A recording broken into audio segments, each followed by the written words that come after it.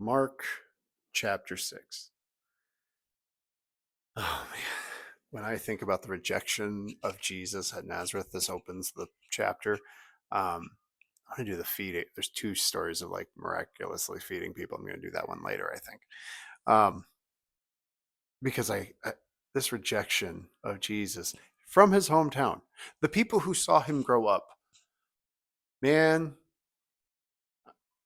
I both get it and I think, okay, a couple of things. One, look, uh, I know like stuff like this and all of this and like that. Like I come a, I'm a religious man. I actually am a religious person, but I have a lot of people in my life and especially my past who have a very hard time. My posts on Facebook or whatnot, like uh, they just they remember a version of me that is like 10 Lukes ago, and I don't really change. This is one of the few times I really try, like, I feel for Jesus. Because here he is walking into his hometown and he can't do many miracles.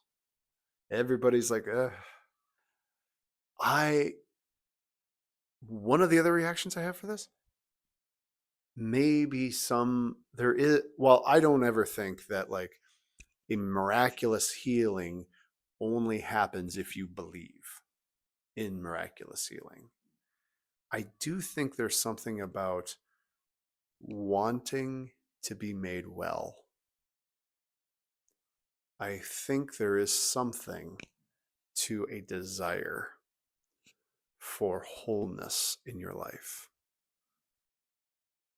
Do you know anybody who is stuck in a personal spiritual hell of their own making?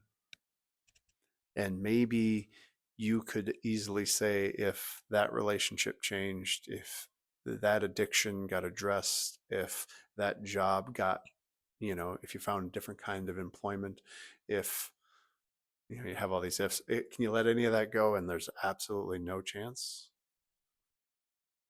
Here is this thing called therapy to work out, to talk over, but you've never been to therapy and that seems too scary.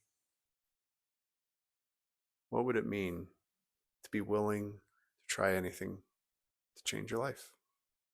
So I think that there's a willingness there. And for the folks living in Nazareth at Jesus' time, the way it's told here, that's where we're going with the story is they're looking right at him and going, nah, not that one. And it affects their ability to receive the good news. I both affirm that, like, I both have seen that in my own life. I think I see that in the lives of others. But in Jesus, you know what happens after? After that, Jesus commissions the 12. I think this is the real lesson then, because Jesus then says that this mission, this ministry, is bigger than even him. That maybe you're not hearing it from Jesus, so you're not receiving this miracle from Jesus. You're not able to see this transformation. So he takes the 12 apostles and gives them the power to go out into the world. Maybe your friend can't hear it from you. That doesn't mean they shouldn't hear it. Maybe there's people who have come into our church who can't hear it from me and have to hear it from our guest preachers, and they're loving that. Oh, I can't wait. I can't wait to hear how it's all going. It's just a reminder that the church needs to be bigger than any one person. Do not be confused that you have all the answers, because sometimes it's not even about you. And I'm just talking to myself right now. My friends, I'll see you around.